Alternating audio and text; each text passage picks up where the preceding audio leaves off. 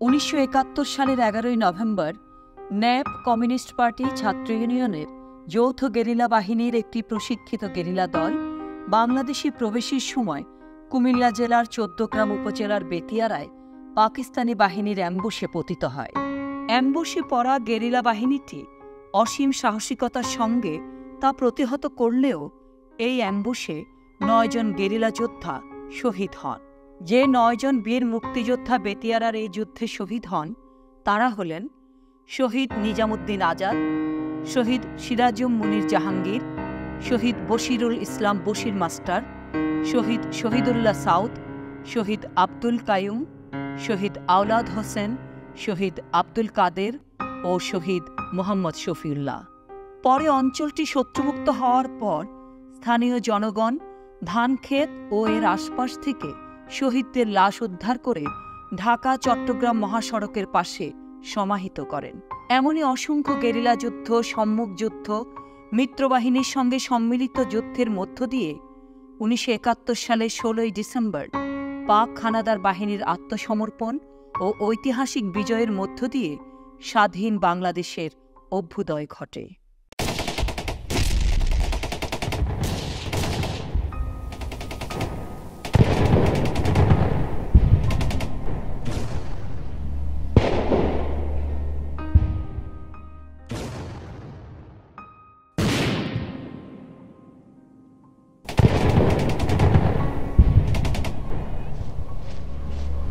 March মাসের প্রথম থেকেই সবাই বুঝতে পারছিল পাকিস্তানিদের সঙ্গে একটা বড় রকম যুদ্ধ ঘটতে চলেছে।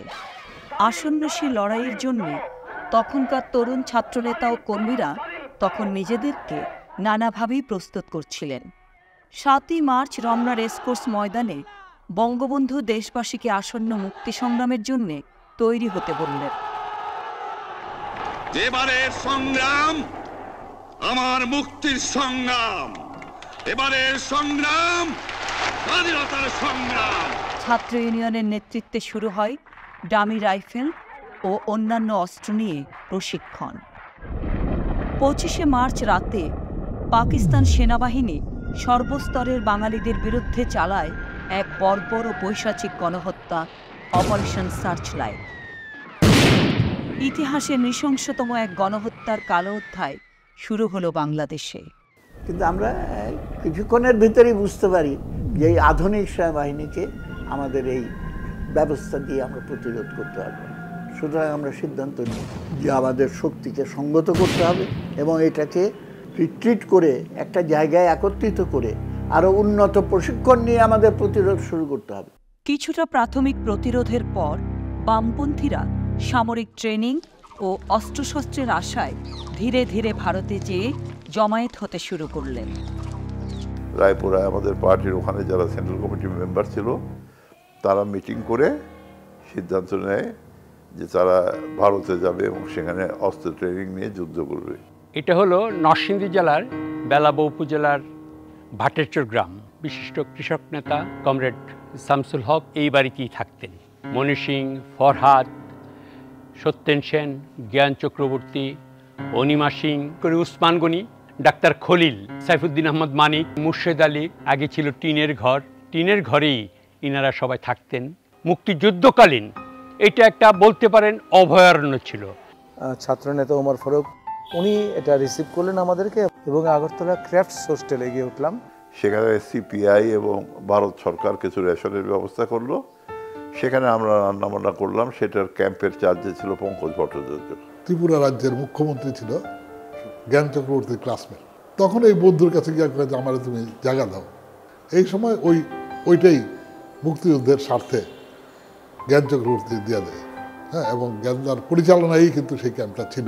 মুক্তিযুদ্ধে অংশগ্রহণকারী বামপন্থীদের মধ্যে একটা বড় অংশ ছিলেন নরসিংদীর রায়পুরা ও নারায়ণগঞ্জের বদনাইল অঞ্চলের বাসিন্দা এবং তাদেরকে উদ্বুদ্ধকরণের কাজটা করেছিলেন বীর মুক্তিযোদ্ধা ফজলুল হক খন্দকার ও আশেক আলী মাস্টার। ফজলুল হক খন্দকার আমরা রাজনীতি করার সময় উনি বাম রাজনীতির ন্যাপ পার্টি করতেন এবং কৃষক সমিতি করতেন।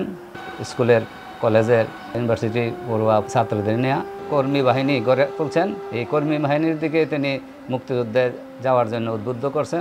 এখন লোক স্রোতের মতো নামা শুরু হলো, আমাদের লোক এখান থেকে যে পাঠাইতেছে, কোনোদিন 50 জন হইতেছে, কোনোদিন 60 জন হইতেছে, কোনোদিন 70 হইতেছে। আমরা এরকম ছোট একটা বাটি ঠিক করে নিলাম, এই বাটি দিয়ে ভাত কম তো বাড়তো। ডালের ভিতরে পানি দেওয়ার পদ্ধতি ছিল, মানুষ বাড়লে পানি দেওয়া হয় এবং এটি এক পর্যায়ে ডাল খুঁজে পাওয়া যেত না। অনেককে আগে দেখি নাই, ন্যাপের সব নেতৃবৃন্দকেও চিনতাম না কাছাকাছি। তাদের অনেকেই ছিলেন মুজাফর আহমেদ সাহেব, মতিয়া চৌধুরী, চৌধুরী হারুনুর রশিদ, জ্ঞান চক্রবর্তী, উনি আন্ডারগ্রাউন্ডে ছিলেন। ওরা সব ক্র্যাফটস হোস্টেলে ছিলেন ওই সময়। ওনাদের সাথে আমরা একসাথে বসে তরকারি কাটাকাটি করছি, রান্নাবান্না করছি, নিজেরা একসাথে লাইন ধরে খেয়ে আবার সুন্দরভাবে প্লেট পরিষ্কার করে যার যার প্লেট আবার জায়গা মতো রেখে দিয়েছি। যাদের সুশৃঙ্খল খাওয়া দাওয়া, মানে ন্যায় নীতি, যে একটা মানে আমার খুবই পছন্দনীয়, যে নিজের রাত নিজের থাল নিজে ধরে নিজের খাওয়া নিজের লাইন দেওয়া। কোনো নেতা, এত বড় নেতা, তাদের মধ্যে কোনো ভেদাভেদ নাই।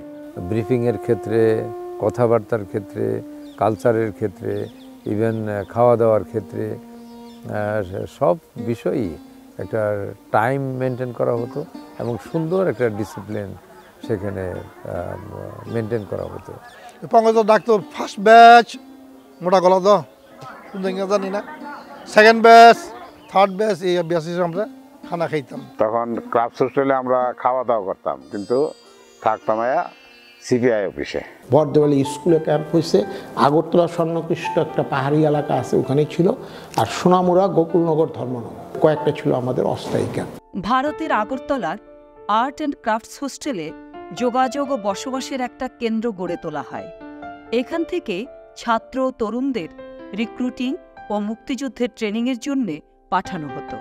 তো এখানে আমাদের একটা দোতলা বিল্ডিং ছিল বড়, এবং তার সামনে একটা ব্যারাকের মতো জায়গা ছিল।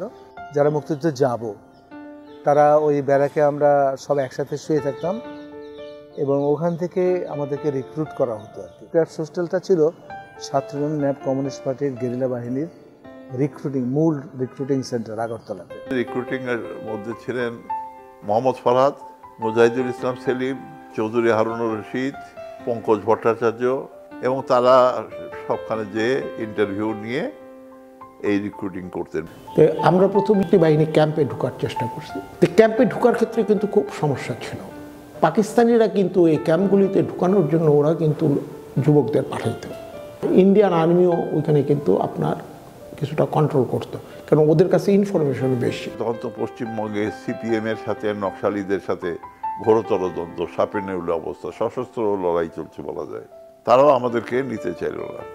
তার ভিতরেও লুকায় টুকায় প্রচুর ছাত্র ইউনিয়নের বামপন্থী কর্মীরা এই সেক্টর কমান্ডারদের এফএফ বাহিনীর ভিতরে ঢুকে গেছে এবং শেষ পর্যন্ত প্রায় আমাদের হিসাব মতো প্রায় 4000 লোক কিন্তু আমাদের এই মুক্তিবাহিনীর ক্যাম্পগুলিতে আমাদের ঢুকছে। আমাদের ওখানে পাঠানো হলো বড়দালি ক্যাম্পে।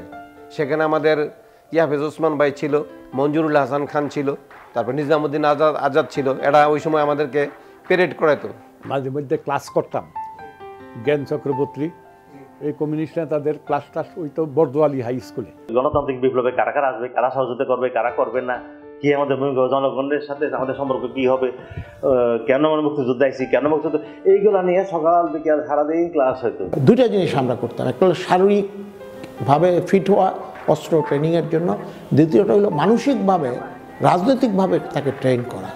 আমরা মূলত শরীর চর্চা, রাজনৈতিক ক্লাসের উপরে জোর দিতাম। ভিয়েতনাম যুদ্ধের যে গেরিলা যুদ্ধের বই, ওইটা আমাদের অবশ্য পাঠ্য ছিল। কেন যুদ্ধ করতে হবে, কেন সাম্রাজ্যবাদের বিরুদ্ধে লড়াই করতে হবে, এই সমস্ত প্রশিক্ষণ দিতেন। একটা জিনিস আমাকে খুব ওখানে অবাক করেছে, সেটি হচ্ছে যে নেতা কর্মীর মধ্যে কোনো পার্থক্য ছিল না। আমরা যখন খাবারের সারিতে দাঁড়াতাম, তখন কমরেড মনি সিং আমার পেছনে দাঁড়িয়ে আছেন, তারপরে আরেকজন ছোট তার সামনে দাঁড়ায় আছে। এটা কোনো বাছ বিচার ছিল না। আমি একটু সম্ভ্রম করে সরে দাঁড়িয়েছিলাম বলে বড় ভাই আমাকে ধমক দিয়েছিলেন এবং ধমক দিয়ে বলে সামনে দাঁড়াও। তো এই ধরনের অ্যাটিটিউড তখন ওখান থেকেই, যেটা সমাজতান্ত্রিক অ্যাটিটিউড যেটা, সেটি প্র্যাকটিসটা তখন থেকেই শুরু করা হয়। মানিক ভাই সব আমাদেরকে লাইন করে দাঁড় করানো হলো, একজনকে ইন্টারভিউ দেয়, বেরিয়ে আসে, দেখেন বাবা মার সঙ্গে কখনো দেখা করতে পারবেন না, পরিবারে কখনো ফিরতে পারবেন না, যা যা আছে আর কি, চিঠিপত্র লিখতে পারবেন না, কোনো যোগাযোগ নেই। এরকম একটা জীবন আপনার যাপন করতে হবে। যদি আপনি সেটা পারবেন তাইলে আপনি ই করেন। ভাবেন নাকি আলিয়া আমার কোন জায়গায় বাড়ি? এর আগে কি করতে চাই? ভিয়েতনামের যুদ্ধ 33 বছর, তোমাদের 40 বছর বাড়িতে যাওয়া যাবে না। চিন্তা করলাম 40 বছর কীভাবে থাকবো বাড়ি ছাড়া। মদিবা করলো যে আরে লগিয়া শিকার হই, 40 বছর বাড়িতে যাইতাম না। চিটাগাং দিব হাইটে বাইর যাম গা, খুলনা দিব হাইটে বাইর যাম গা, তো লগিয়া শিকার হয়ে গেল। মদিন কথাই শেষ পর্যন্ত হ্যাঁ আমরা 40 বছর আর বাড়িতে যাইতাম না। এবং এই ক্যাম্পের একটা শর্ট লাইফ, এখানে আমরা ট্রেনিং নিতাম। সেখানে গিয়ে আমি পেলাম কমরেড মঞ্জুর হাসান খান, ইয়াফিস ওসমান, নিজামুদ্দিন আজাদ, মোহাম্মদ হেলাল উদ্দিন, ডক্টর সারোয়ার আলী, মাহবুব জামান। আমাদের এলাকার থেকে আজিজ মোল্লা, হরজত আলী, আব্দুল খালেক, আওলাদ হোসেন, শহীদুল্লাহ সাউদ, আব্দুল সুবাহান, আব্দুর রহমান, শুকুর মাহমুদ, মুসা করিম, এরা আমাদের এলাকার অনেক লোক ওইখানে বরদলি ক্যাম্পে আসেন। লাইন ধরে সবাই দাঁড়ানোর পরে বাংলাদেশের পতাকাটা সবার হাতে শপথ করলাম আমরা। ওইখানে আওলাদ প্রতিদিনই গান গেত, খুব সুন্দর আওলাদের কণ্ঠ ছিল।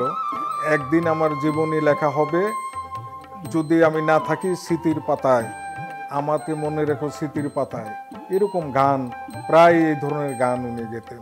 সেখানে সবাই গান করেন এবং সংগ্রামী গান করেন সবাই। মঞ্জুর হাসান খান এর গলা খুব চমৎকার, নিজামুদ্দিন আজাদের কণ্ঠ চমৎকার। সবাই গানও করেন, কাজও করেন এবং সমস্ত রান্নাবান্না আমরা নিজেরাই করি। আমাদের ওখানে সন্ধ্যায় খুব ক্লান্ত ছিলাম, তো তারপরে একত্রে বসে বিভিন্ন দলে দলে গ্রুপে গ্রুপে ভাগ হয়ে আমরা বিভিন্ন গান গাইতাম, কবিতা আবৃত্তি করতাম। এটার মধ্যমণি ছিল মাহমুদ সেলিম।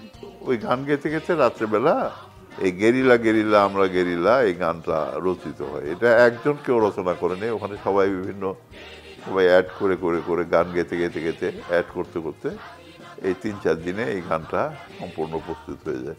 গেরিলা আমরা আমরা গেরিলা, স্বাধীনতার রক্তে রাঙা আমরা গেরিলা, আমরা নতুন প্রাণ গাই স্বাধীনতার গান, আমরা নবীন প্রাণ গাই শিকল ভাঙার গান, বাংলাদেশের আলো ছায়ায় আমরা বলিয়ান।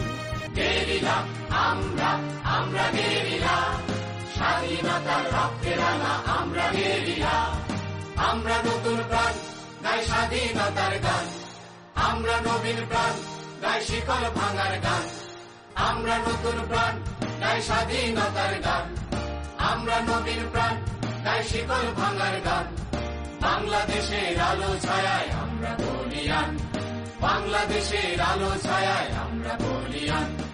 কিন্তু অচিরেই দেখা গেল যে বামপন্থী তরুণেরা বিভিন্ন ক্যাম্পে ট্রেনিংয়ে অংশ নিতে বাধাপ্রাপ্ত হচ্ছেন। তবে ভারতের কমিউনিস্ট পার্টির সিপিআই নেতৃবৃন্দের নানা উদ্যোগের ফলে এই অচলাবস্থার অবসান হয়। কিছু বামপন্থী তরুণ যুবক ট্রেনিংয়ে ও মুক্তিযুদ্ধে অংশগ্রহণের সুযোগ পান। ক্যাম্পে আমরা আছি, কিন্তু আমাদের দেশের ভেতরে ঢোকার জন্য অস্থির এবং সবাই অস্থির, কিন্তু অস্ত্রপাতি সরবরাহ করা হচ্ছে না। তখন সিপিআই, ইন্দিরা গান্ধী, ডিপি ধর, পিএন হাকসার, সোভিয়েত ইউনিয়নের কমিউনিস্ট পার্টি, তাদের চেষ্টায় এবং তাজউদ্দিনের সমর্থনে আমাদের একটা ট্রেনিংয়ের ব্যবস্থা হয়। আমাদের পার্টির নেতা কমরেড মণি সিং, বারিন দত্ত, তারা দেখা করেন ইন্দিরা গান্ধীর সাথে এবং ইন্দিরা গান্ধী খুব গোপনে ট্রেনিংয়ের ব্যবস্থা করেন। গোপনে এই জন্য করেছিলেন যে তাদের সরকারের মধ্যে, প্রশাসনের মধ্যে যারা দক্ষিণপন্থী ছিল, প্রতিক্রিয়াশীল ছিল, তারা যাতে জানতে না পারে। ছাত্র ইউনিয়নের পক্ষ থেকে আবার নূর ইসলাম নাহিদ হলেও কেন্দ্রীয় সরকারের সঙ্গে যোগাযোগ রাখতেন, আর ন্যাপের পক্ষ থেকে তো অধ্যাপক মুজাফর আহমদের সঙ্গে যোগাযোগ ছিল, তিনিও ইন্দিরা গান্ধীর সঙ্গে দেখা করছেন। এটা বাংলাদেশ গভর্নমেন্ট তাজউদ্দিন সাহেব উনি জানতেন। এইটা পুরোটার দেখাশোনা করা যায়, বলা যায় যে এইটার হেড ছিলেন হইল মোহাম্মদ ফরহাদ। তো ওইটার কারণেই কিন্তু পরবর্তীকালে উপদেষ্টা কমিটি হয়, যে উপদেষ্টা কমিটিতে আপনার আওয়ামী লীগের সরকারের প্রতিনিধি ছাড়া মণি সিং ছিলেন, মৌলানা ভাসানী ছিলেন, মনোরঞ্জন ধর ছিলেন, তারা মিলে কিন্তু একটা কনসালটেটিভ কমিটি হইল। তবে এই ব্যাপারে সবচেয়ে বড় সম্ভাবনা সৃষ্টি হয় 9 আগস্ট ভারত ও সোভিয়েত ইউনিয়নের মধ্যে নিরাপত্তা বিষয়ক চুক্তিটি স্বাক্ষরিত হওয়ার ফলে এই চুক্তির ফলশ্রুতিতে ন্যাপ, কমিউনিস্ট পার্টি ও ছাত্র ইউনিয়নের একটা পৃথক গেরিলা বাহিনী গঠনের সিদ্ধান্ত গ্রহণ করা হয় এবং অস্ত্রশস্ত্রের সরবরাহ নিয়মিত ও উন্নত হতে শুরু করে। এবং সেই সময় ইন্দিরা গান্ধীর সরকারের সঙ্গে আলাপ আলোচনা করে ন্যাপ, কমিউনিস্ট পার্টি, ছাত্র ইউনিয়নের একটা বিশেষ গেরিলা বাহিনীকে প্রশিক্ষিত করার জন্য একটা সিদ্ধান্ত গৃহীত হয়। আমরা দেখলাম যে এই চুক্তি স্বাক্ষরের পরেই অস্ত্রের কোনো অভাব নেই, আমাদের প্রচুর অস্ত্র তখন আসা শুরু করল। এই চুক্তি স্বাক্ষরের পর ন্যাপ, কমিউনিস্ট পার্টি, ছাত্র ইউনিয়নের সদস্য ছাড়াও ট্রেড ইউনিয়ন ও কৃষক সমিতির সদস্যরাও প্রশিক্ষণে অংশ নেয়। আমরা যুদ্ধে প্রশিক্ষণের সুযোগগুলো পেলাম দলীয়ভাবে, অর্থাৎ ন্যাপ, কমিউনিস্ট পার্টি, ছাত্র ইউনিয়ন। তখন ওখান থেকে তাদেরকে বর্দোয়ালি ক্যাম্পে নেওয়া হতো। ওইটা ছিল একটা ট্রানজিট ক্যাম্পের মতো। সেনাবাহিনীর একটি পরিবহন বিমানে করে গেরিলাদের আসামের তেজপুরে বালিপাড়া নামক স্থানে ও পরে অনেককে নেফা সীমান্তে নিয়ে গিয়ে বিশেষ ট্রেনিংয়ের ব্যবস্থা করা হয়। ব্যারাক যে বানাইছে সবগুলো তখন বুঝলাম যে আমাদেরকে এখানে থাকতে হবে। ভিতরে গিয়ে দেখলাম যে যার যার চৌকি, দুটো পাশ সবার চৌকি আছে। আমাদেরকে একটা করে ইঞ্জেকশন দিছে, বলছে যে এখানে কলেরা, বসন্ত মহামারী আসতে পারে, এর জন্য আমাদেরকে একটা ভ্যাকসিন নেওয়া দরকার। ভ্যাকসিন যখন আমাদেরকে দিছে তখন এই ভ্যাকসিন আমাদের প্রচুর পরিমাণে জ্বর আসছে, আমাদের আর কোনো সেন্স নাই। 2টা প্যান্ট দিল, 2 জোড় বুট দিল, 2টা শার্ট দিল, একটা কিট ব্যাগ দিল, একটা হ্যাভারসেক দিল, একটা প্লেট দিল, একটা মগ দিল, একটা মশারি দিল, একটা গ্রাউন্ড শিট দিল। তারপরে ক্লিনিং বক্স দিলেন, যেটাতে অস্ত্র পরিষ্কার করে। গোসল করার জন্য ওইখানে ঝর্ণা, ওইটা 12 মাসে পানি থাকে এই ঝর্ণার মধ্যে। আবার প্রচুর যোগ, মানে ওইখানে নামলেই মানে যোগে দৌড়ে ফেলতো। আমরা জাস্ট মানে লাফ দিয়ে নেমে আবার উঠে যেতাম, তারপরেও 2-1টা যোগ পায়ের মধ্যে ধরে রাখতো। সেই ক্যাম্পে খাওয়া দাওয়া ছিল 3 বেলা। সকালে রুটি, চা, রুটি, শাক, ডাল, সবজি একটা থাকতো। দুপুরে মাংস, এটা বেসিক্যালি মনে হলো পাড়ার মাংস, একটা ডাইল মাইল থাকতো, আর চা 1 কাপ, বড় বড় কাপে 1 কাপ। আমাদেরকে ডেলি 1 টাকা করে হাত খরচ দিত। 1 টাকারও বহুমূল্য, এখনকার আমার মনে হয় 100 টাকার চেয়ে বেশি হবে। সে ওই 1 টাকা দিয়ে আমরা সারাদিন খেয়ে ফেরাতে পারতাম না। তো আমি ওই মাঠে কিন্তু চে গুয়েভারা দেখছি। চে গুয়েভারা দেখার জন্য আমার কিউবা যাওয়ার প্রয়োজন নেই বা ল্যাটিন আমেরিকা যাওয়ার প্রয়োজন নেই। আমি আমার সামনে চে গুয়েভারা দেখছি। চে গুয়েভারা শ্বাসকষ্ট ছিল, সব রকম ট্রেনিংয়ে সে থেকে উত্তরাইত। আমাদের নিজামুদ্দিন আজাদ পরে যিনি শহীদ হলেন, ওর শ্বাসকষ্ট ছিল। দৌড়াতে দৌড়াতে এক পর্যায়ে সে অজ্ঞানে পড়ে গেল। তারপরেও সে উঠে বলতেছে যে এই উঠে গিয়ে আমি দৌড় শেষ করবো, আমি দৌড় শেষ করছে। সেই ট্রেনিংটা আমাদের শুরু হলো। প্রথম শুরু হয়েছে থিওরিটিক্যাল, 4 ধরনের অস্ত্র। প্রথম হইল 303 রাইফেল, তারপরে স্ট্যানগান, তারপরে LMG, তারপরে এক্সপ্লোসিভ, তারপরে এলো 2 ইঞ্চ মর্টার। এটা স্টার্ট হলো ক্লাস করাইতো আধা ঘন্টা করে, হ্যাঁ, সারাদিনে 2-3 বার, হ্যাঁ। আর এমনি যন্ত্রপাতি সম্বন্ধে বলতো। আমাদের তো grenade, 303 rifle, SKS, SLR, machine gun, missile ছোড়ার জন্য অস্ত্র, প্লাস্টিক বোম, ব্রিজ উড়িয়ে দেওয়া, গাছ ফেলে দেওয়া, আমরা ট্রেনিং নিয়েছি। মানে ঘাঁটি অ্যাটাক করা শিখিয়েছে, mortar training, LMG training, map writing, যেটা এগুলো শেখানো হতো যে রেড করতে গেলে কিভাবে আমরা রেড দিব। হ্যাঁ, একটা আস্তানার মধ্যে প্রথম রেকি করে, তারপরে তাদেরকে রেকি করে, তাদের আস্তানা সব কিছুই করে, এটা একটা ম্যাপ করে কিভাবে ইনফিল্ট্রেশন হলো অনুপ্রবেশ, কিভাবে শত্রুকে টার্গেট করতে হয়, নিশানা করতে হয়, কিভাবে শত্রু আক্রমণ করলে ব্যাকআউট করতে হয়, এবং একটা যুদ্ধের যত ধরনের কৌশল, রণকৌশল আছে, তার সব কিছুই আমাদেরকে সেখানে শেখানো হয়েছে। 1 মাস ট্রেনিংয়ের পর আরও 15 দিন আমাদেরকে নেফা বর্ডারে দুর্গম এলাকায়, সেখানে আমাদের হায়ার ট্রেনিংয়ে পাঠিয়ে দেওয়া হয় এবং সেখানে এয়ার রিসেপশন, এবং অন্ধকারে কিভাবে হেলিকপ্টারে যদি আমাদের কাছে কিছু রসদ পৌঁছতে হয়, গেরিলাদের কায়দা কানুন, এগুলো সব ওয়ার প্ল্যানিং কীভাবে করতে হয়, এই উন্নত ট্রেনিংগুলো আমাদেরকে দেওয়ার ব্যবস্থা করা হয়। যে আমাদের সবসময় আর্মির যে লং মার্চ থেকে শুরু করে সব কিছু আর্মিকে যে যা ফলো করানো হতো, ঠিক আমাদেরকেও সেই একই ধরনের ট্রেনিং দেওয়া হয়েছে। ইন্ডিয়ান আর্মিরাই আমাদের ট্রেনিং নিয়েছে।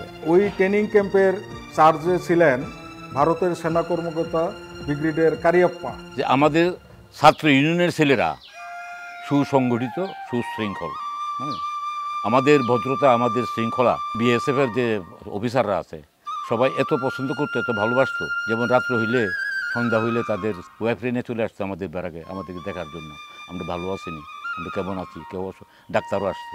আমরা যখন ট্রেনে যাচ্ছি, আমাদের অফিসাররা যারা ট্রেনিং দিচ্ছে তারা অঝরে কাঁদছে, এবং তারা মনে করছে যে এই ছেলেকে তার বাঁচবে না, এরা যুদ্ধে যাচ্ছে, যুদ্ধে যাওয়া মানে তো ফেরার কোনো কথা না। তারা 10-11 কিলোমিটার, এখনকার ভাষায় 6-7 মাইল, 7-8 মাইল ওই রেল লাইনের পাশ দিয়ে রাস্তা ছিল, তাদের গাড়িগুলি সহ আমাদেরকে বিদায় করে দিয়েছে। এই দৃশ্যটা মানে আমার সচেতন থাকা পর্যন্ত আমার কাছে একটা অন্যরকম দৃশ্য মনে হয়। এই যে যুদ্ধ, হিংসা সবকিছুর মাঝখানেও মানবিক বোধের যে জায়গাটা। বিভিন্ন গ্রুপে বিভক্ত হয়ে প্রায় ১৫০০ বামপন্থী তরুণ ভারতের তেজপুর সহ বিভিন্ন ক্যাম্পে গেরিলা ট্রেনিং গ্রহণ করে নিজেদেরকে যুদ্ধের জন্য প্রস্তুত করতে থাকেন। এইসব গেরিলাদের বেশিরভাগই ছিলেন ছাত্র, কৃষক, শ্রমিক, ক্ষেতমজুর ও মধ্যবিত্ত পরিবারের সন্তান। আবার কেউ কেউ ছিলেন শিক্ষক, ডাক্তার, আর্কিটেক্ট ও ইঞ্জিনিয়ার। 4টা ব্যাচ তো খুব সংগঠিতভাবে হয়েছে, তারপরের ব্যাচগুলো মানে খুব সংগঠিতভাবে হয়নি। আর থার্ড ব্যাচটার দায়িত্ব ছিল গোলাম মোর্তজা খান এবং আমি। তখন থেকে আসলে যেটা হলো যে 400 জনের মধ্যে 200 জন ছাত্র ইউনিয়নের আর 200 জন ন্যাপ কমিউনিস্ট পার্টির। কাজেই 200 জনের নেতা আমি, আর 200 জনের নেতা গোলাম মোর্তজা খান, কিন্তু উনি ছিলেন নেতা, আমি সহ অধিনায়ক। এইভাবে ফরমেশনগুলো হয়েছে। আসলে এটা ন্যাপ কমিউনিস্ট পার্টি ছাত্র ইউনিয়ন বলা হয়েছে, কিন্তু এটার মধ্যে ট্রেড ইউনিয়নও ছিল, এটার মধ্যে কৃষক সমিতিও ছিল, ক্ষেতমজুরও ছিল, এবং কৃষকদের মধ্যে থেকেই বেশিরভাগ যোদ্ধা আমাদের এখানে ট্রেনিং নেয়। এদের সকলকে নিয়ে এই গেরিলা বাহিনীর ফরমেশনটি গঠন করা হয় এবং পরে স্থান ভেদে বিভিন্ন ভাগে ভাগ করে যুদ্ধের জন্য পাঠানো হতে থাকে। ফার্স্ট ব্যাচে ছিল 200 জন, এটা নেতৃত্বে ছিল ওসমান গনি এবং মুজাহিদুল ইসলাম সেলিম। সেকেন্ড ব্যাচ ছিল 400, এটা আমার অধীনে ছিল, আমার ডিপুটি ছিল ইয়াফিস ওসমান। আমরা 400 জন যে ছিলাম, আমাদেরকে ইস্টার্ন স্কোয়াড করলো আর একটা ওয়েস্টার্ন স্কোয়াড করলো। আমাদের মুক্তিযুদ্ধের এই 400 জনের ট্রেনিংয়ের নেতা ছিলেন মঞ্জুরুল হাসান খান, আর 2 স্কোয়াডের পার্শ্বনায়ক ছিলেন 2 স্কোয়াড। একটা হলো রংপুরের শাহাদাত ভাই, আরেকজন হলো চিটাগাংয়ের শাহ আলম। রায়পুরার কুদ্দুস হালিম ছিল, জহিরুল হক, শহীদুল্লাহ, আব্দুল কাইয়ুম, আওলাদ হোসেন, আব্দুল কাদের, শফিউল্লাহ, নিজামুদ্দিন আজাদ, সিরাজুল মনির, তারপরে আপনার বশিরুল ইসলাম মাস্টার, আওলাদ হোসেন, শহীদুল্লাহ সাউদ। এদের সাথে আমাদের মানে আমরা যে এখান থেকে গেছি সবার লগে সবাই যেমন একটা আন্তরিকভাবে চলাফেরা হয়েছে।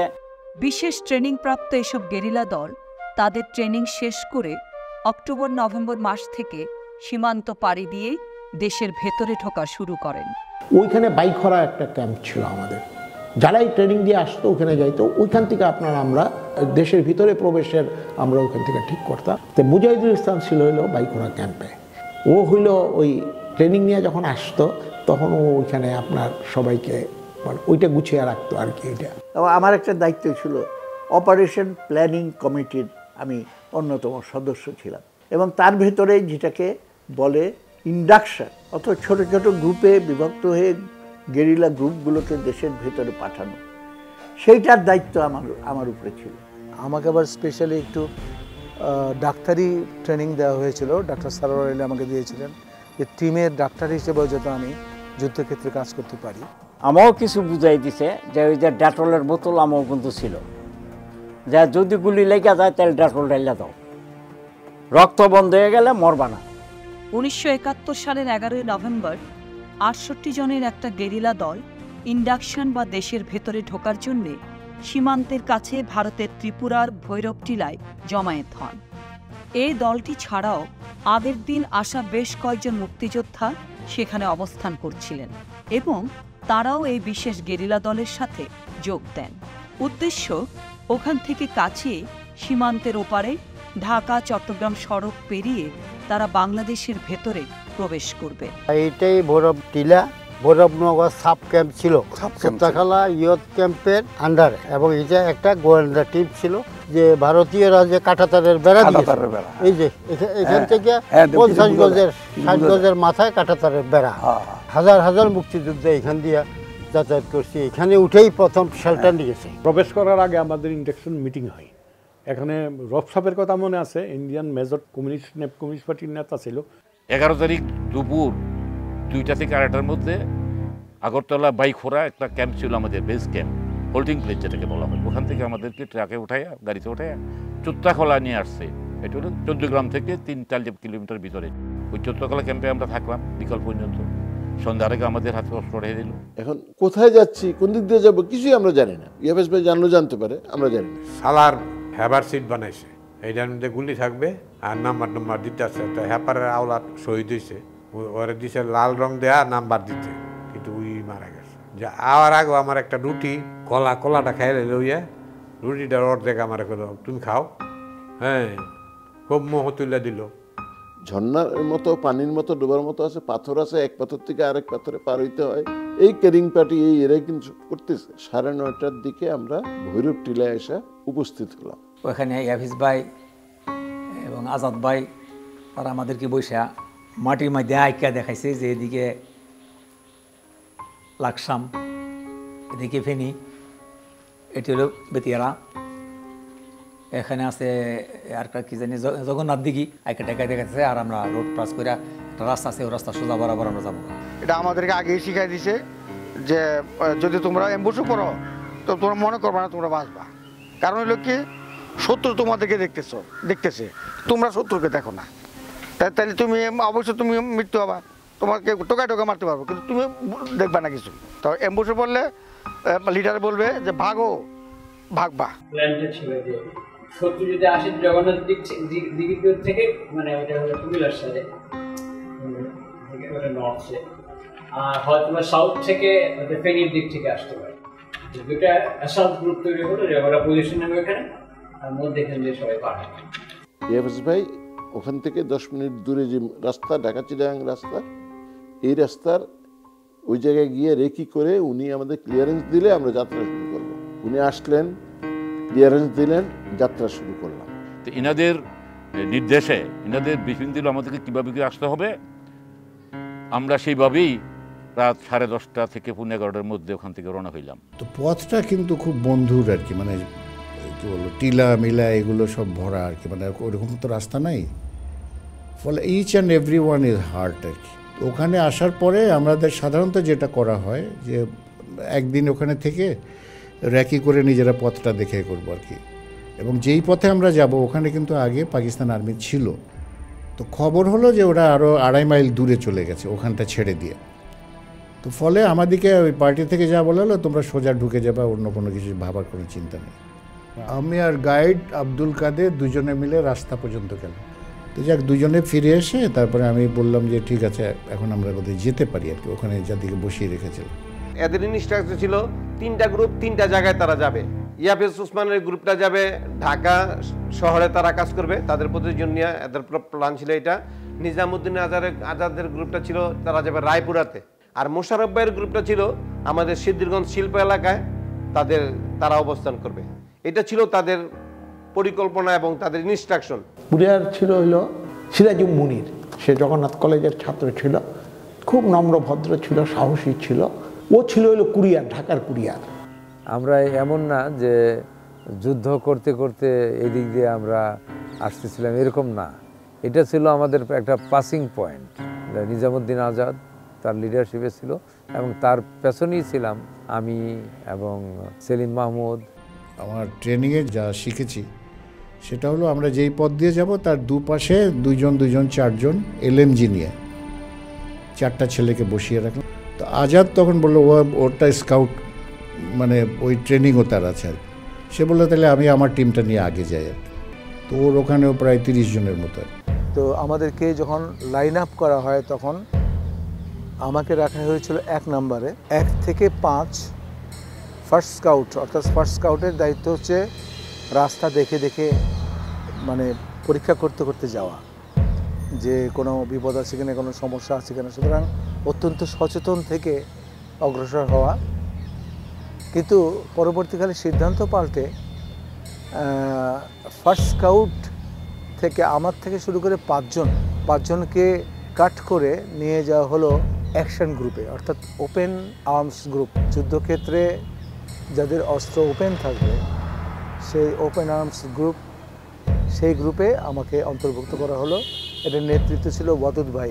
আজিজের খুব কঠিন জ্বর আছিল, ওই হাসপাতাল আছিল, ওই আইতে পারে নাই। ওর অস্ত্র আমার লগে দিয়া দিছিল। তখন এই অস্ত্র আমরা বিভিন্ন জনে ক্যারিং করে আনতাম। তখন নিজের ডেইলে চলতারি না, আবার আরেকজনেরটা এটা অতিরিক্ত না। তো এই ডিল লেগে যেমন ওই যে মোশারফের কান্দে গিয়া পড়ে আছে সব, মীর মোশারফ হ্যার কান্দের মধ্যে ফালাইছি আমরা, হ্যাঁ থুই আয়ে পড়ছি আগে, এলে তাই পিছনে ছিল। পিছন থেকে 5 জন কেটে আরেকটা গ্রুপ করা হলো ডান দিকের রাইট প্রোটেকশনের জন্য, ডান দিক থেকে। বাকি বেশিরভাগেরই অস্ত্র বস্তাবন্দি অবস্থায় ছিল। বেতিয়ারাতে আমাদের হলো যে এখান থেকে ক্রস করে চলে যাওয়া, পার হতে গিয়ে যদি কোনো রকম সমস্যার সৃষ্টি হয় তাহলে আমরা যারা ওপেন অস্ত্র নিয়ে আসি, দুদিকে 2টা এলএমজি এবং অন্যান্য অস্ত্র, আমরা এদেরকে কাভার দেব, কাভার গ্রুপ। তো আমরা যেখানে বসা ছিলাম এখানে ছিল একটা ঝর্ণা, ছল ছল ছল ছল ছল ছল একটা আওয়াজ, সুন্দর একটা আওয়াজ। এখানে আমাদের দেখি অ্যাডভান্স। তখন আমরা 68 জন মুক্তিযোদ্ধা ছিলাম। আমাদের নেতৃত্ব দিছে ইয়াফিস ওসমান আর ডেপুটি সুলতান নিজামুদ্দিন আজাদ। তাদের নেতৃত্বে আমরা অগ্রগামী হই। পরিকল্পনা অনুযায়ী রাতে সীমান্ত অতিক্রম করে গেরিলা দলটি বেতিয়ারায় ঢাকা চট্টগ্রাম মহাসড়কটি অতিক্রম করার উদ্দেশ্যে রওনা দেন। আমাদের বাহিনী এই গিয়া এমনি গিয়া পার হবে। তখনকারটা যেটা স্মৃতিতে মনে আছে, মাঠের আল একটা ফিডার রোড ছিল, এটা উঁচু, এটা দিয়ে আমরা ঢুকতেছিলাম পাকা রাস্তায়। মাঝখানে সময় আমরা ছিলাম আমি, হালিম প্রিন্সিপাল, বশির, দুদু, নিজামুদ্দিন আজাদ, মনির। আমরা এই মাইজের গ্রুপটা আমরা পার হইতেছিলাম। আমরা সেফটির জন্য, ফর আওয়ার সেফটি, 2টা মেশিন গান রাস্তার 2 পাশে বসানো ছিল। আমরা 3 জন ছিলাম রাইট সাপোর্টে। তার মধ্যে শ্রীনগর থানার মতি, রায়পুরার আব্দুল কুদ্দুস, আমি, আমরা 3 জন রাইট সাপোর্টে ছিলাম। নুর আলী সে লেফট সাপোর্টে, আরেকটা এলএমজি নিয়ে তার সাথে আরও 2 জন ছিলেন। টোটাল আমরা 6 জন সাপোর্ট দেওয়ার জন্য, পুরো গ্রুপটাকে সাপোর্ট দেওয়ার জন্য আমরা 2 দিকে পজিশন নিয়ে থাকি। এদিকে বাঁ দিকে আরও ফ্রন্টে একদম সিএনবি রোডের কাছে একটা পুকুর আছে, সেই পুকুরের আমি অ্যাম্বুশে বসলাম। যখন আমাদেরকে অ্যাম্বুশ পজিশনে নিয়ে যায়, সেখানে আমি ছিলাম। তখন নিজামুদ্দিন আজাদি আমাকে গাইড করতেছিল, মাহমুদ সেলিম ছিল, আরও কয়েকজন ছিল। এই বাঁশঝাড়ের এখানে অ্যাম্বুশ পার্টি ছিল, পূর্ব দিকে মুখ করে, মানে ঢাকা চট্টগ্রাম মহাসড়কের দিকে যেই রাস্তা দিয়ে মুক্তিযোদ্ধারা পার হবে, অ্যাম্বুশ পার্টি ছিল এখানে। আপনার বামের অ্যাম্বুশ পার্টিটা এখানে ছিল, উত্তর দিকের অ্যাম্বুশ পার্টি এই পুকুরটার পাড়ে ছিল।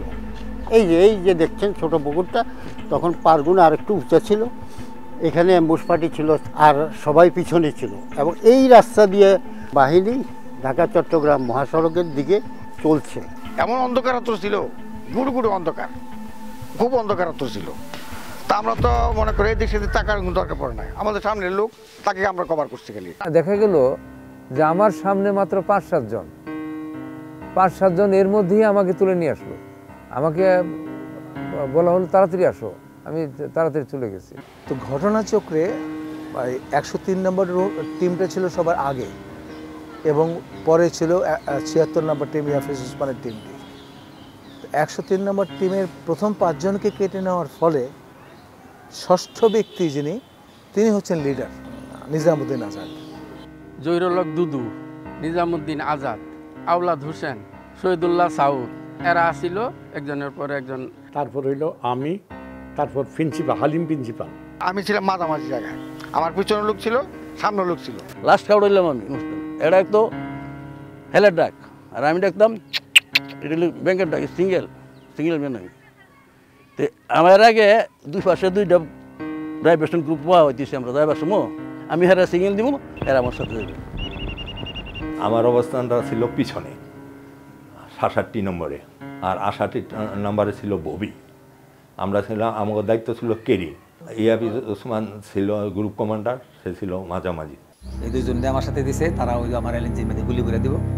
আমি এলএনজি সালাম কে ডান পাশে দিয়া একটা তাল গাছ আছে, তাল গাছ বড় বড় মোটা একটা আইল আছে, লাকসামের দিকে লক্ষ্য করে আমরা তাক দিছি যে এদিক থেকে যদি পাঞ্জাবিদের গাড়ি আসে, আমাদের দল গিয়ে রাস্তা তো উঠে যাবে এমন মুহূর্তে, তো আমরা ওইখানে ব্রাশ ফায়ার মারব।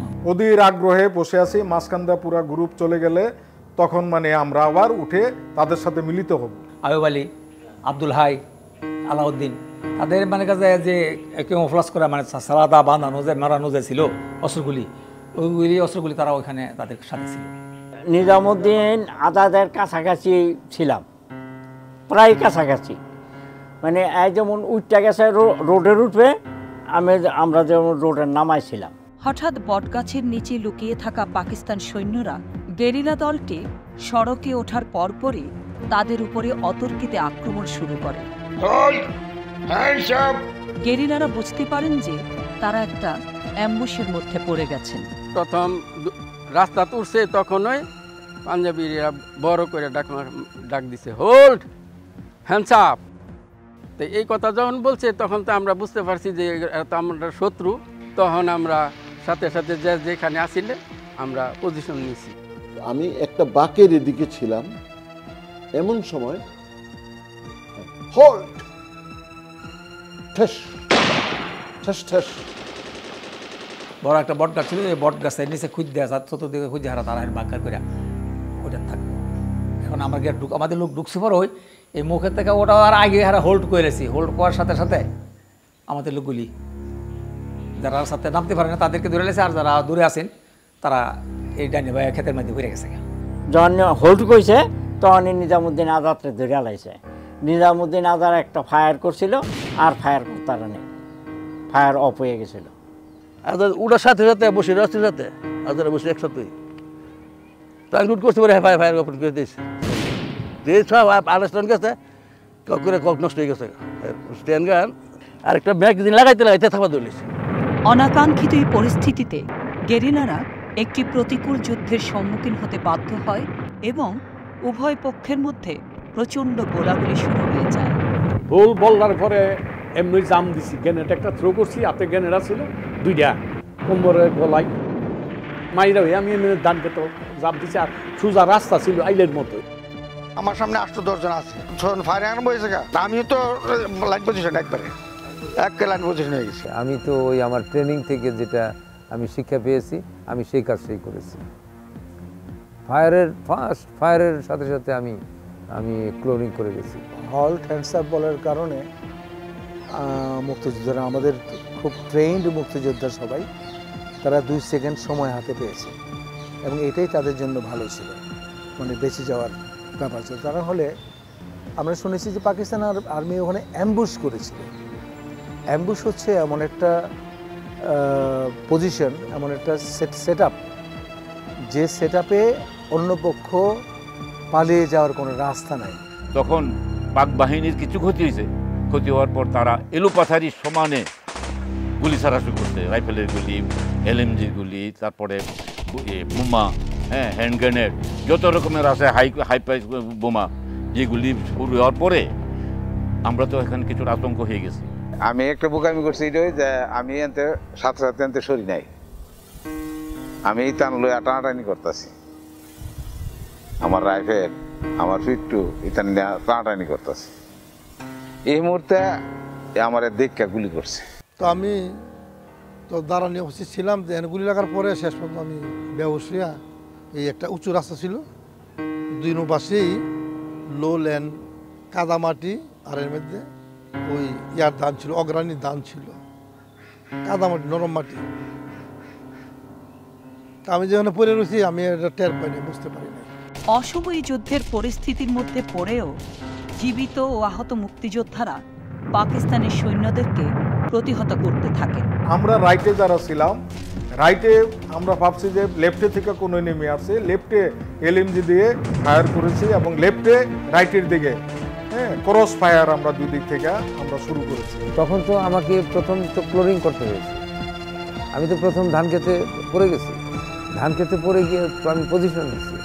পজিশন নিয়ে এখানে প্রায় হাফ অ্যান আওয়ারের মতো আমি পজিশন নিয়েছিলাম, কিন্তু ওরা তো ব্রাশ ফায়ার করতেছে, টর্চ দিয়ে আমাদেরকে খুঁজতেছে।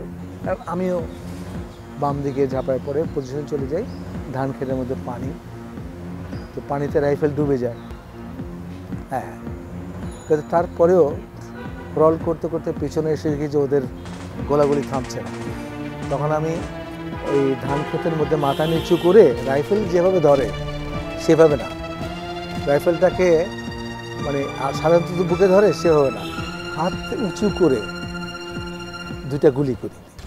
তখন কিন্তু আমরা কমান্ডার অর্ডার দেওয়ার আগেই কিন্তু ফায়ার শুরু হয়ে গেছে, এই পকেট থেকে ফায়ার শুরু হয়ে গেছে, পরে আমরা রিপিট ফায়ার শুরু হয়েছে আর কি। তখন এলএমজি ম্যান কুদ্দুস আর এদিক দিল অদূত ভাই, এরাও ফায়ার করছে আর কি। নিজামুদ্দিন আজাদ ওনারে মরণের আগেই দূরে এলেছিল, ওনারে জিগাইতেছে সালা ওই মুখ সম্মুখ ওরা যা পারতেছে গেলিতেছে। এরপরে আপনার আমার এনে এই হাড্ডিত লাগে না, হাড্ডিত লাগে দিয়ে ন্যাংরা হইতাম, মাংস মিলে লাগছে নাহলে ন্যাংরা হইতাম। আর আমাদের যেই কাভার পার্টি দুই জায়গায় এলএমজি সহ ছিল, ওরা কোথার থেকে গুলি আসছে বুঝতেছিল, ওরাও গুলি ছাড়া শুরু করলো, ইনডেফিনিটভাবে গুলি ছাড়া শুরু করলো, কাজে একটা গুলির পরিবেশ হয়ে গেল।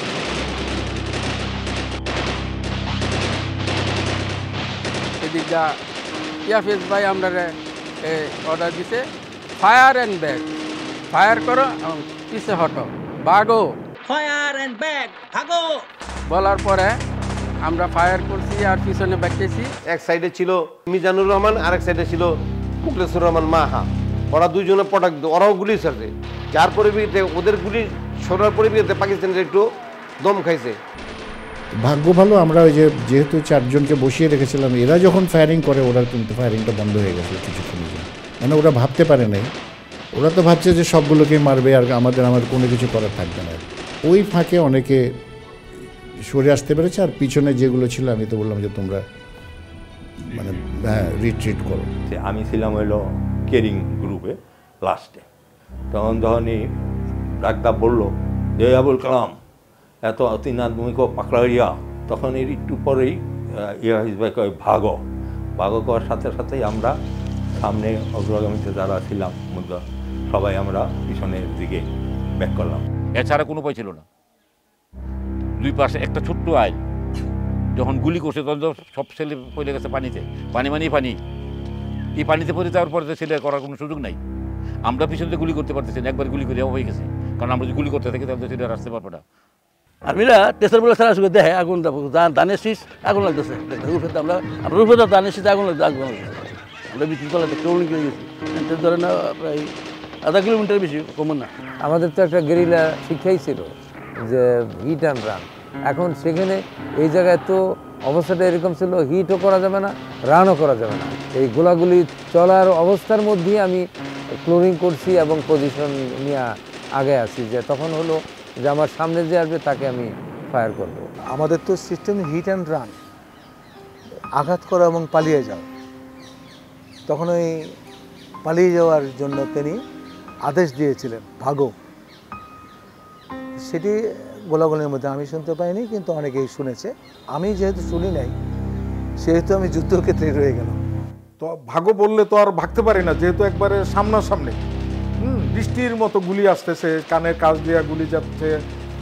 আর আমাকে তো একটা সরু রাস্তা, এরকম সরু রাস্তা যদি আঁকা বাঁকা হইতো তো না একটা ই করা যেত, আমরা তো ডাইনে বায়ে ফায়ারিং করছি। আমার গ্রেনেড এর পিনটা সোজা করে রাখলাম যাতে টান দিয়ে বের করতে অসুবিধা না হয়। আমরা ধরে নিয়েছিলাম যে আমাদের মৃত্যু অবধারিত। কিছুক্ষণের মধ্যে তাদের ফায়ার স্টপ, কিন্তু মানে এর মধ্যে দেখে যে দুই দিক থেকে সমানে গাড়ি আসতেছে, ট্রাক সার্চ লাইট মেরে মানে সমানে আসতেছে, গুলি করতে করতে মেশিন গান দিয়ে, হ্যাঁ, মোটর দিয়ে মারতেছে, প্রেসার বুলেট মারে। একটা পর্যায়ে আমি যখন উঠে আসলাম ধান ক্ষেতের পরই দেখলাম যে বাংকার, আমি বাংকারের ভিতরে চলে গেছি। ট্যান্ট এবং উপরে ট্যান্ট, নিচে বাংকার। একজনকে ধরে ফেলছে ওরা আমাদের, সে হলো দুদু মিয়া, জহিরুল হক দুদু মিয়া রায়পুরের। তাকে ধরে ফেলছে, ওরা বলছে বলো পাকিস্তান জিন্দাবাদ, ও বলছে জয় বাংলা, মানলো একটা গুলি ওরা। তারপরে আর বলো পাকিস্তান জিন্দাবাদ, ওদের জেদ উঠে গেছে আর কি পাকিস্তান আর্মির। ও বলছে যে খুব চিৎকার করে জয় বাংলা, এবং এটা ব্রাশ ফায়ার। গোটা ঘটনাটা অন্ধকারের ভেতর আমার শোনা। এরপর আয়া শ্বাস করছে, আমার কাছে দুই গেছে, আমার পাই নাই। আমি করছি কি, এই যে পানি তো, পানির নিচে তো লাশ ভাইয়া থাকা, আমি দুই ধানের গোছা দাবার বান দিছি, ফাওয়ার ফেডের হ্যান্ডা, আমার নাকটা খালি জায়গায় রাখছি। আমার আশেপাশে দিয়ে আমারে সার্চ করে গেছে। অনেকক্ষণ পরে যখন দেখছি সব নিরিবিলি, একটা গাড়ি আইছি, পাকিস্তানের গাড়ি, আমার তো সমিত রাস্তা 20 ফুট দূরে। আর বসি ভাই ছিল আমাদের ইয়াতে ওঠার আগে একটা কালভার্ট ছিল, ছোট্ট একটা কালভার্ট। বসি ভাই কালভার্টের নিচে চলে গেছিল, কিন্তু একজনে তাকে হাতে ধরে টানছি, চলে যায়। বসি ভাই তো হাত ছড়াইছে, বসি ভাই কালভার্টের নিচে থেকে যায় নাই। পরে ভাবলাম বসি ভাই ধরা পড়ছে। একজনে বলতেছে বাচ্চুরে আমার রাইফেলটা ধর, আমার রাইফেলটা ধর। আমি ধর্মিয়া রাইফেল ধর্ম কোন সময় আমার জানে, আমি বাঁচাতে পারতেছি না, তোমারটা তুমি লাও। পরে আমারটা আমি নিয়ে কোনো রকম, আমার বক্স আমার সাথে, রাইফেল আমার সাথে, আমার পার্সোনাল ব্যাগের এটাও আমার সাথে, যেমন ক্লোরিং করতে করতে করতে করতে পিছাইছি। রাস্তাতে এরা যে টর্চার করতেছে, কি জিঙ্গাইতেছে, বারবারে জানতে চাইতেছে ভারতের কোথায় ট্রেনিং নিছে, কি নিছে। এরা হিন্দি দা বকতেছে, তো আমি উর্দু আমি কিছু কিছু বুঝি আর কি, মানে মিলাই আনি আর কি, যে কি জিঙ্গাইতেছে। গুলি দেওয়া আমার শরীর লাগে না, এনে খালি সুতার মেঝে চামড়াটা খালি ইয়ে হয়েছে। তখন আমি আর কিছু করছি না, আমার যে সময় গুলি করে আমি ফুরিয়ে দিছি। অনুমান করছে যে এরপরে আমি যখন কোনো সাহস শব্দ করছি না, তখন হ্যাঁ মনে করছে যে গুলি যে করছি এটা বুঝতে মরার আর গুলি করছি, এই বেঁচে গেলাম। আমার পেছনে দুইজন ছিলেন, একজন ছিলেন মনির ভাই, আরেকজন ছিলেন জলিল ভাই। জলিল ভাই বেঁচে আছেন। জলিল ভাইয়ের পিঠে গুলি লাগে এবং গুলি ওনাকে অনেক দূর, ওনাকে দূরে ফেলে দেয়। মনির ভাই তিনি আমার পেছনে ছিলেন, তিনি, তার গায়ে গুলি লাগে। ঘুরে ঘুরে বেয়নেট দিয়া যারা আটকে গেছে, আহত হয়েছে, বেয়নেট দিয়ে মারতেছে। একজনকে বেয়নেট মারতেছে, আরেকজনের নাকের মধ্যে পাড়া দিয়া, সে আবার বেঁচে আছে, এখনো আছে শুকুর মিয়া। আমি কলোনি করে যাইতেছি গা, এমন সময় একটা কোকানি হলাম, শহীদুল্লাহ। সামনে গেলাম, পাসওয়ার্ড জিগাইলাম, আমার পাসওয়ার্ড জিগাইলো। দোনোজনের পাসওয়ার্ড এক হইলে মানে এটা বোঝা গেল যে না আমার লোক। রক্ত গিলে কিছু আমার গায়ে আইতেছে, আর মামা আমি বাঁচবো। হ্যাঁ, আমার নিচের অংশে গুলি লাগছে, নিচের অংশ তার কোন দিয়ে লাগছে এটা তার কয় নেই, আমার বাঁচান। তো আমি তুই আমার উঠ, এই পিঠে উঠ। তখন এই কলোনি করে সামনে গেলাম মতো, ওই গড়ি দিয়ে আমার পিঠে আইলো। তখন আমি বেশি হইলে 15-20 ফিট গেছি মতন। ওই ওরা সার্চলাইট দুইটা মিলিটারি আইলো। দুইটা মিলিটারি আওয়ার পরে হ্যাঁ, ওরে আবার ফিরা ব্যানেট মারলো। ওর ব্যানেট ওভার হইয়া আমার এখানে লাগলো। হ্যাঁ, চিন্তা আছে একটু বড় মরে গেল, যেটুকু আজ ছিল একটু শেষ হয়ে গেল গা, শহীদ হয়ে গেল গা। আর আমার ওই যার আমি করি নাই, আমার ওই গুলির পোস্ট আসলো আর রাইফেল টেবিল আসলো, এটি খুললা ওরা লুয়ে গেল গা। আমি একে মরার মতন রয়েছি, এই না পাড়া দিল, আমরা এই চোখটা একটু বাড়িয়ে গেছিল গা, আবার চোখটা ট্রিটমেন্টে ঠিক জায়গা গেছে। প্রচণ্ড গোলাগুলি হচ্ছে, আমি এর মধ্যে বাংকারে। এবং সেখান থেকে যে পরে যখন একটু স্থমিত হলো, যে যুদ্ধ আধা ঘন্টা 45 মিনিটস পরে যখন এটা থেমে আসলো, তখন সেখান থেকে যে বের হওয়া, এটা আমার জন্য খুব কঠিন কাজ ছিল। কারণ চতুর্দিকে তারের বেড়া, সেই তারের বেড়া ভেদ করে এই অস্ত্র নিয়ে, এই মানে গোলা বারুদ নিয়ে ওখান থেকে বের হয়ে আসা, এটা একটা কঠিন কাজ ছিল। আমার শরীরের পা, শরীর, পিঠ কিছুই ছিল না, শুধু মাথাটা একটু ওই এলএমজি দিয়ে আমি সেই তারগুলাকে মানে দাবিয়ে দাবিয়ে কোনো রকম একটা জায়গা করে নিলাম এবং মাথাটা দিয়ে আস্তে করে, আমার এগুলা মানে কিছু ছিল না, ওই আমি তখন ক্যারি করে নিই, আমি নিজেকে তখন বের করে নিয়ে আসছি। আমি পরিষ্কার বুঝতেছিলাম যে ওরা যদি এই বাংকারের মধ্যে এসে যায় তখন কি হবে।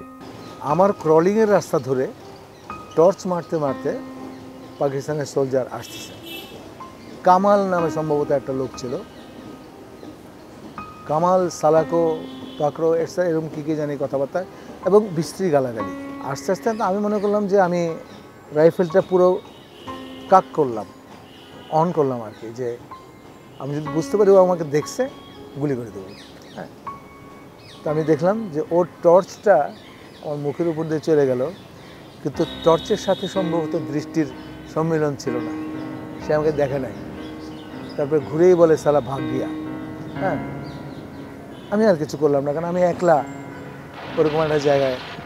তো পরে আস্তে আস্তে ক্রল করে পিছন দিকে আমি চলে আসি। ক্রলিং একটু কইরা পিছনে ধান ক্ষেতের ভিতরে বিরাট ওষা ধান ক্ষেত, পেট সময় না পানি, এটার ভিতরে আমি চলে গেলাম। শেষ সাইডের দিকে দেখলাম যে একটু একটু অনুভব করতেছি ব্যথা, তো এটার ইয়েটা বাঁধছি, আমার শরীরে একটা জাম্পার ছিল, এটা এক যে এখানে আমি গুলি খাইছি, এই যে এখানে তার এই সাথে এই যে একটা পাড়া আছে, এই পাড়ার ভিতরে মসজিদেও লুকাই রয়েছি গিয়া। পরে চিন্তা করলাম এমনি দই হইব, তারপর জুবের ভিতরে গিয়া পালাইলাম। তো মতি তখন ও আমার পায়ে চাপ দেওয়া বললো আমাদেরকে এখান থেকে ভাগতে হবে, নাহলে আমাদেরকেও মেরে ফেলবে। তখন মানে হ্যাভার্স একটা খুলে ফেলে এবং এলএমজির যে বাইপড গ্রুপ এটাকে ভেঙে তারপর আমরা পিছনের দিকে ব্যাক করতে থাকি, রিট্রিট। কিন্তু বৃষ্টির মতো গুলি, এমন অবস্থা দৌড়ও দিতে পারি না যে গুলি আসে কিনা, এই দৌড়াই আবার মানে করলিং করে এইভাবে যেতে যেতে অনেক পিছনে যেয়ে এক জায়গায় পজিশন নেই। ধান খেতে বিপুলটা দৌড়ি, এলএমজি 2 ট্রেন, এই ধানের জানার কাছ লাগে। তখন পর্যন্ত না গায়ে শক্তি, এক হলো প্রাণের বল, গায়ের শক্তি প্রচুর। এই স্থিরা বিরাও মানে এই ধান খেতে বিপুলা অনেকক্ষণ দৌড়লাম, দৌড়ায় এগিয়ে টিয়া চকের মধ্যে যখন দেখলাম যে এখানে কোনো সারা শব্দ নাই, সামনে ভারতরা দেখা যা, গাছগুলি দেখা তো উঁচু জায়গা। আমিও চেষ্টা করছি বাগার জন্য, ভাগতে গিয়া আমি রাস্তা ভুল করিয়া ঠিক ঢাকা চট্টগ্রাম যে রোডে দুর্ঘটনা ওই রোডেই গেছি। দেখলাম যে আমি তাদের কাছে চলে আসছি, আবার তাড়াতাড়ি বেক করলাম। এক পর্যায়ে গিয়া এক লোকের সাথে পাও পাঞ্জায় ধরছি, তার কানের কাছে গেছি। ভাই আপনি কে? আমি সঞ্জয় কুমার সরকার। তুমি কে?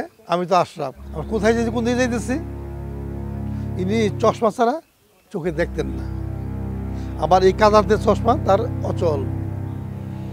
আমরা আসলে যে এর থেকে আমরা একটু উপরে উঠি, একটু উপরে ওঠার পর শেষ পর্যন্ত বলি যে আমরা কোথায় যাইছি, একটা স্কাইলাইন দেখি। আমাদেরকে ওই তারকা কোনটা কোন দিকে দিক নির্দেশন করা কিছু ট্রেনিং দিচ্ছে আমাদেরকে। এই তাকাটা এদিকে থাকলে এদিকে। সঞ্জয় কুমার সরকার চোখে যেহেতু অচল, তিনি আমার পাশে দাঁড়াইছে, আর আমাকে ওই যে করছে এইটা বাবার এইদিকে চারটা, এই তারাটা কোন দিকে আমি এইদিকে একটু ঘুরাইছে, এই তারা কোন দিকে একটু আবার ছাড়ছে, এই তারাটা কোন দিকে ঠিক আছে, এইভাবে চলো।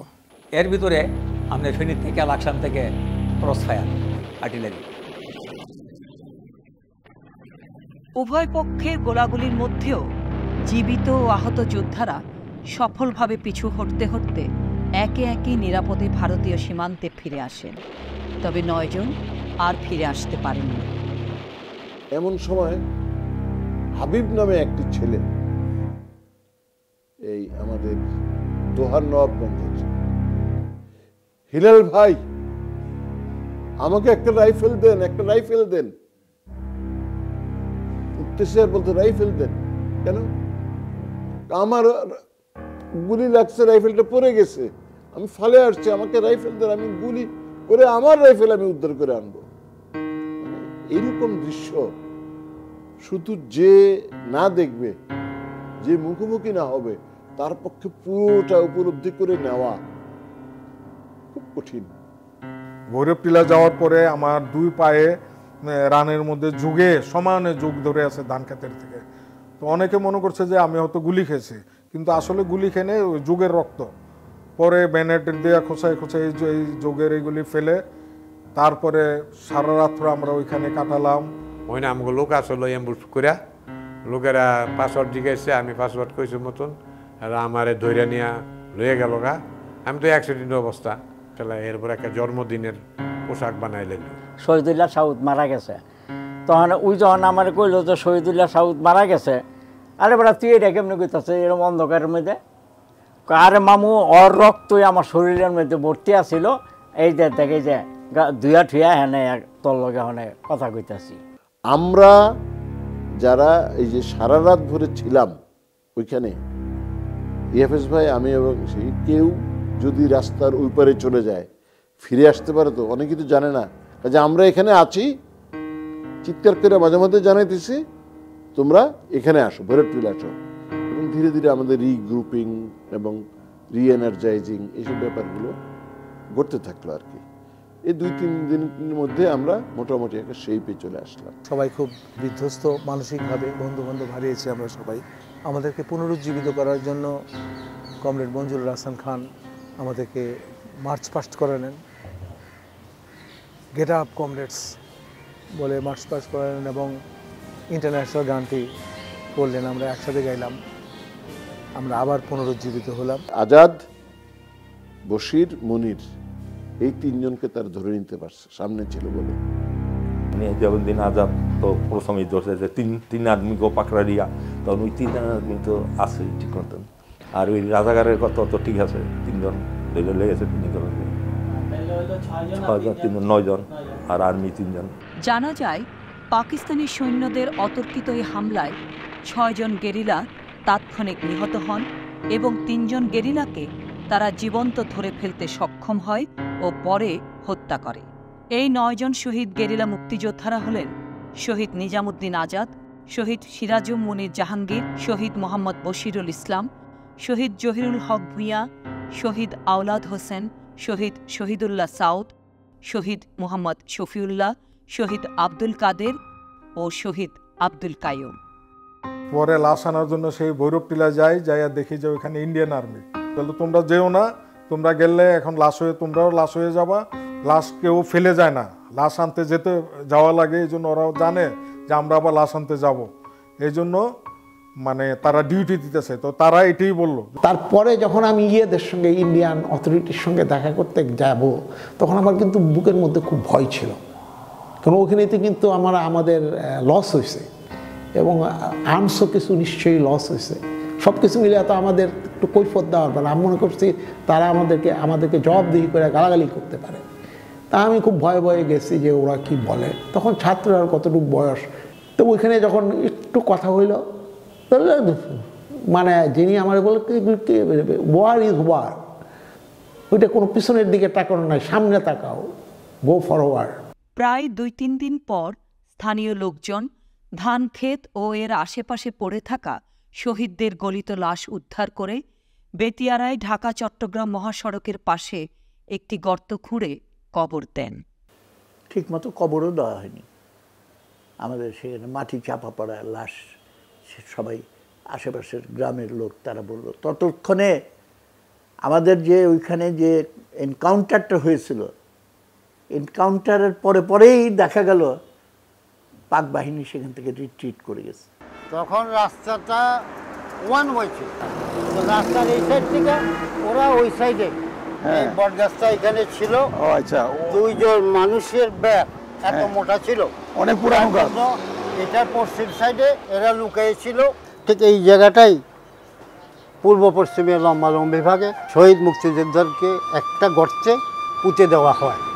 পরবর্তীকালে স্বাধীন হওয়ার পরে আমরা কবর স্থানান্তর করি, রাস্তার পশ্চিম সাইডে নিয়ে যাই এবং সেখানেই 73 সালে কমরেড মনি সিং শহীদ মিনারে ভিত্তিপ্রস্তর স্থাপন করে এবং পরবর্তীকালে ওইখানে একটা শহীদ মিনার গড়ে উঠে। তৃতীয় কবর, এটা 4 লেন ঢাকা চট্টগ্রাম মহাসড়ক বর্ধিত হওয়ার কারণে তখন আমরা বাধ্য হয়ে আবার কবরটা স্থানান্তর করতে হয় এবং সেখানেই রাস্তার পূর্ব সাইডেই কবরটা আবার পুনরায় দেওয়া হয়। আমরা 3য়বার এখানে কবর স্থানান্তর করেছি। এখানেই শায়িত আছেন দেশের বীর 9 জন শহীদ। এ ছিল এক গৌরবময় বীরত্ব গাথা, যেখানে আটককৃত যোদ্ধারা আত্মসমর্পণ না করে নিজেদেরকে আত্মহতি দিয়েছেন, কিন্তু পাকিস্তানি সৈন্যদের কাছে মাথা নত করেননি। অপরিচিত ও প্রতিকূল এক পরিস্থিতিতে আচমকা হামলার মুখেও কিভাবে এত বিশাল সংখ্যক গেরিলা যোদ্ধা নিজেদেরকে রক্ষা করতে পেরেছিলেন এবং সীমান্ত থেকে নিরাপদে ফিরে আসতে পেরেছিলেন, তা ছিল সত্যি এক বিস্ময়। সপ্তাহখানেক পর গেরিলাদের দলটি পুনরায় শক্তি ও সাহস সঞ্চয় করে বাংলাদেশে প্রবেশ করে মুক্তিযুদ্ধে অংশ নিয়েছিল। এসব শহীদদের পরিবার তখনও জানতেন না শহীদদের আত্মত্যাগের কথা। তারা অধীর আগ্রহে প্রহর গুনছিলেন তাদের প্রিয়জনদের ফিরে আসার অপেক্ষায়। আমার ছোট ভাই শহীদ বশিরুল ইসলাম, আমার ভাই অবিবাহিত ছিলেন। নকশিন্দির সবাই আর কি তাকে এই এক নামে চিনত, বশির মাস্টার হিসাবে। মুক্তিযুদ্ধে যাওয়ার সময় তো 11ই জুন, কারণ আমার বোনের হাতেই সে সকালের নাস্তা টাস্তা খেয়ে এই ঘরে ছিল।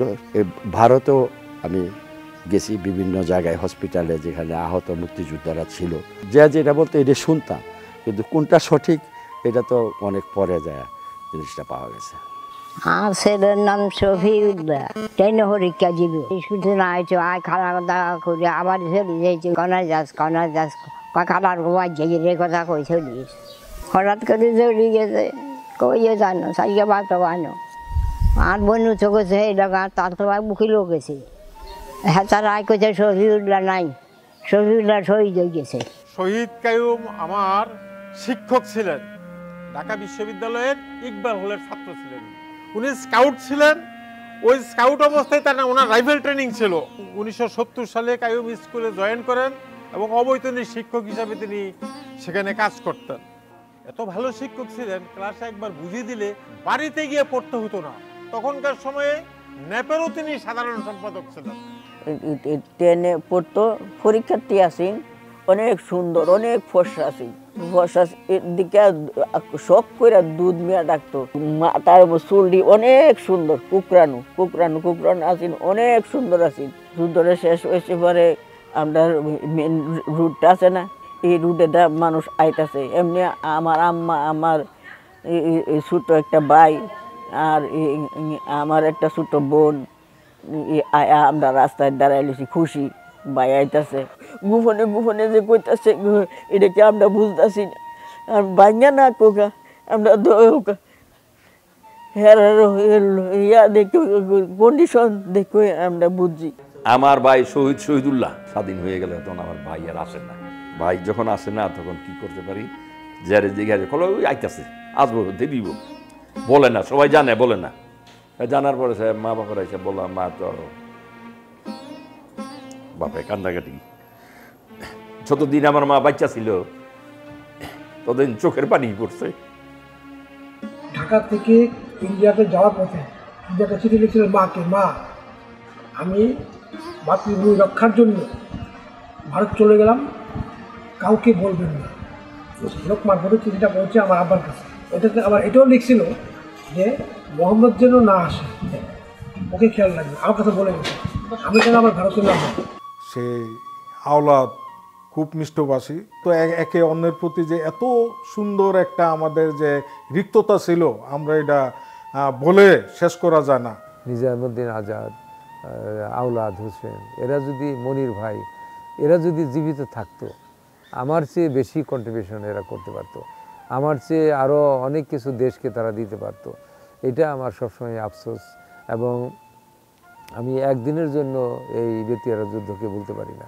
আওলাদ এবং শহীদুল্লাহ, ওরা দুজন ছিল আশিক আলী মাস্টার সাহেবের ছাত্র, এবং সেই সুবাদে একদিকে প্রতিবেশী, অন্যদিকে তার ছাত্র, তার একটা কষ্ট, তারা যখন মারা গেল মানে সহ্য করতে পারেন নাই।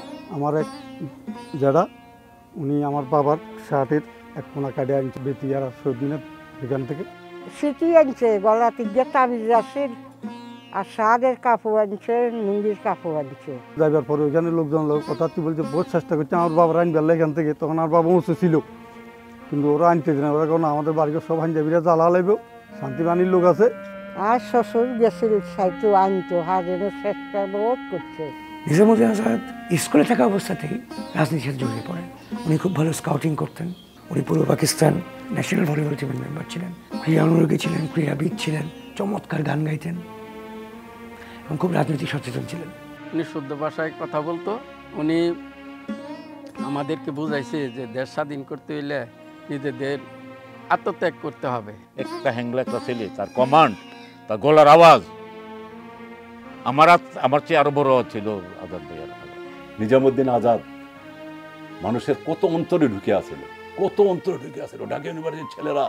পরে যখন আমরা ছাত্র ইউনিয়ন কনফারেন্সে আসতাম, নিজামুদ্দিন আজাদের নাম করলেই কাঁদত। তার প্রতি মানুষের ভালোবাসা এবং তার নিজের যে মানুষের প্রতি ভালোবাসা এবং দেশের প্রতি ভালোবাসা, এটার কোনো তুলনা হয় না। নিজামুদ্দিন আজাদ আমার মনে আছে বেস ক্যাম্পে থাকার সময় আমি তাঁবুতে থাকতাম, সেই তাঁবুতে অনেক রাত পর্যন্ত আড্ডা হতো। তার একটা প্রিয় গান ছিল, এই সুন্দর পৃথিবী ছেড়ে মনও যেতে নাহি চায়। সে বারবার বলতো এই গানটা গাও। এবং নিজামুদ্দিন আজাদ গান গাইতেন, এই সুন্দর পৃথিবী ছেড়ে মনও যেতে নাহি চায়, এই সুন্দর পৃথিবী ছেড়ে মনও যেতে নাহি চায়, নাহি চায়। এই সুন্দর পৃথিবী ছেড়ে মনও যেতে নাহি চায়, নাহি চায়, তবুও মরণ কেন। বেতিয়ারার সহযোদ্ধারা পরে তাদের নিহত কমরেডদের স্মৃতিতে গড়ে তুলেছেন বেতিয়ারা স্মৃতিসৌধ। প্রতি বছর 11ই নভেম্বর এখানে এই শহীদ গেরিলাদের প্রতি নিয়মিত শ্রদ্ধা নিবেদন করা হয়। বেতিয়ারার সমস্ত যোদ্ধারা তারা ছিল আদর্শগতভাবে মুক্তিযুদ্ধের সৈনিক। সাম্প্রদায়িক অগণতান্ত্রিক যে ভিত্তি, দ্বিজাতি তত্ত্বের যে ভিত্তি, সেটাকে মতাদর্শগতভাবে এবং বাস্তবে রাজনৈতিকভাবে চূর্ণ বিচূর্ণ করে একটা ভিন্ন ভিত্তির উপরে আমাদের রাষ্ট্র প্রতিষ্ঠা হবে, এইটাই ছিল তাদের স্বপ্ন। আমরা গেরিলা, স্বাধীনতার রক্তে রাঙা আমরা গেরিলা, গেরিলা আমরা গেরিলা, স্বাধীনতার রক্তে রাঙা আমরা গেরিলা। আমরা নতুন প্রাণ গাই স্বাধীনতার গান, আমরা নবীন প্রাণ গাই শিকল ভাঙার গান, আমরা নতুন প্রাণ গাই স্বাধীনতার গান, আমরা নবীন প্রাণ গাই শিকল ভাঙার গান। বাংলাদেশের আলো ছায়ায় আমরা বলিয়ান, বাংলাদেশের আলো ছায়ায় আমরা বলিয়ান। গেরিলা আমরা গেরিলা, স্বাধীনতার রক্তে রাঙা আমরা গেরিলা, গেরিলা আমরা গেরিলা, স্বাধীনতার রক্তে রাঙা আমরা গেরিলা।